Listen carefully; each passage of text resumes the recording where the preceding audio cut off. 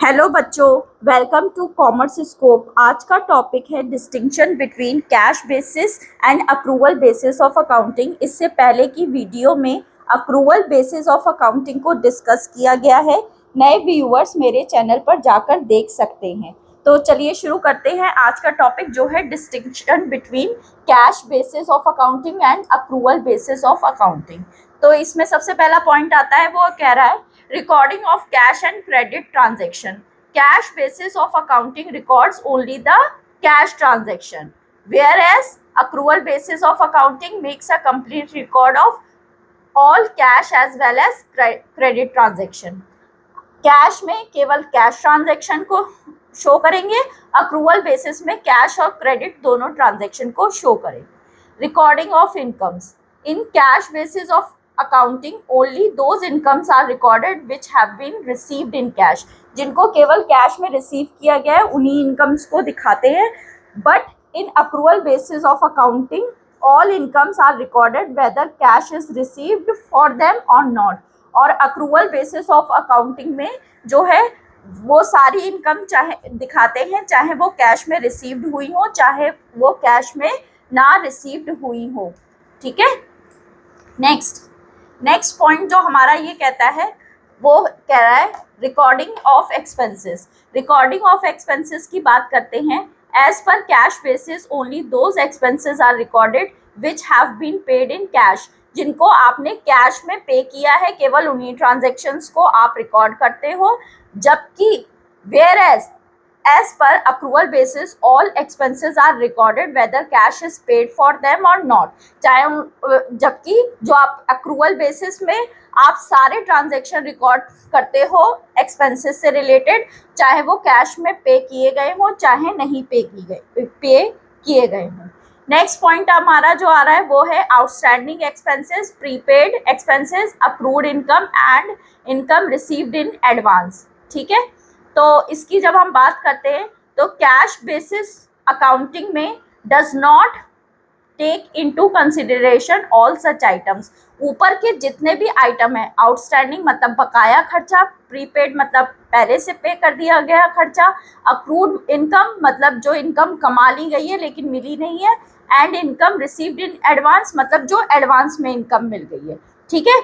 तो यहाँ पे इन सारे आइटम्स को कैश बेसिस में इंक्लूड नहीं करते हैं क्योंकि इसमें कैश में कोई ट्रांजैक्शन नहीं हो रहा है उस पीरियड से रिलेटेड।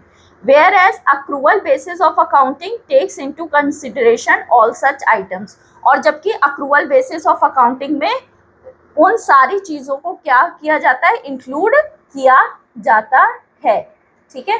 अब हम नेक्स्ट बात कर रहे हैं। नेक्स्ट हमारा जो पॉइंट है, फिफ्थ पॉइंट, वो है distinction between capital and revenue item.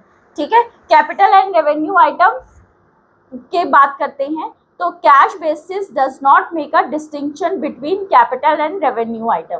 Capital और रेवेन्यू आइटम्स में कोई डिस्टिंक्शन नहीं किया जाता है। जबकि अक्रूवल बेसिस में accrual basis makes a distinction between capital and revenue item.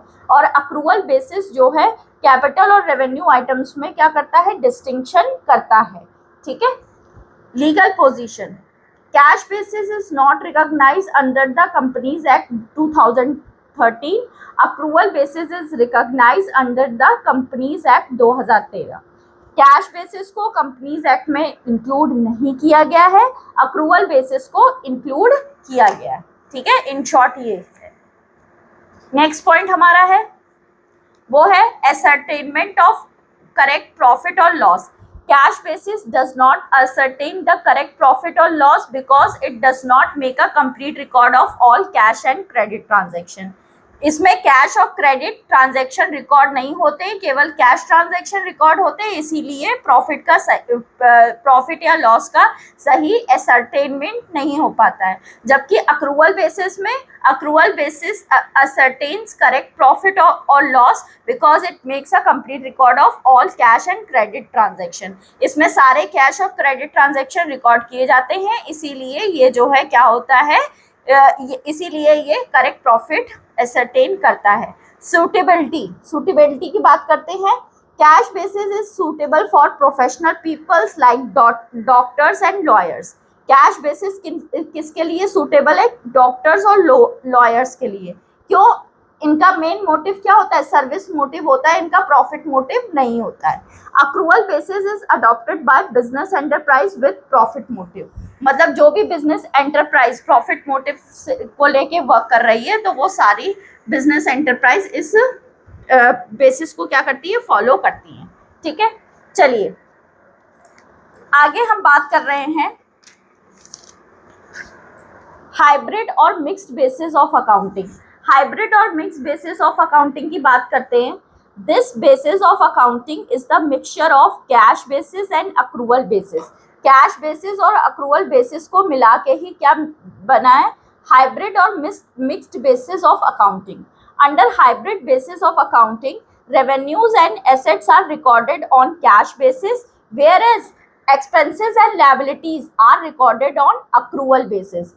Expenses और लाइबिलिटीज को अक्रूवल बेसिस पे करते हो और रेवेन्यूज और एसेट्स को किस पे करते हो? कैश बेसिस पे करते हो। Usually professional people such as doctors, lawyers etcetera adopt this method and prepare receipt. अब जो है ये मेथड ये लोग यूज करते हैं जो जिनका सर्विस मोटिव होता है, और इसके लिए ये क्या बनाते हैं? ये प्रॉफिट एंड लॉस अकाउंट नहीं बनाते हैं, ये बनाते क्या है? receipts and payment account, income and receipts and expenditure account to ascertain their net income during a period. ठीक है, वो अपनी इनकम को डिटरमाइन करने के लिए रिसीप्ट्स और एक्सपेंडिचर अकाउंट बनाते हैं। ठीक है, they ignore their outstanding income but take into consideration outstanding income. वो उन सारी outstanding income एक second, they ignore their outstanding income but take into consideration outstanding expense. Sorry, यहाँ पे expense वर्ड होगा।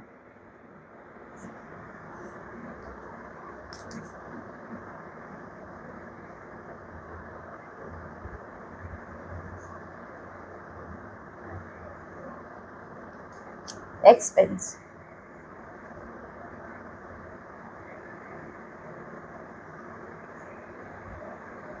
ठीक है, they ignore their outstanding income but take into consideration outstanding expenses. Outstanding expenses को क्या करते हैं? वो लेते हैं। ठीक है, और कंसिडर करते हैं, आउटस्टैंडिंग इनकम को कंसिडर नहीं करते। ठीक है, एक्सपेंस वर्ड यहाँ पे होगा। ठीक है, सॉरी यहाँ पे थोड़ा सा मिस्टेक हो गई। ठीक, तो आई होप आपको ये अच्छे से क्लियर हो गया होगा। ठीक है, आई होप आपको ये वीडियो अच्छी लगी होगी। तो please do like, share and subscribe my channel and press the bell icon. Thank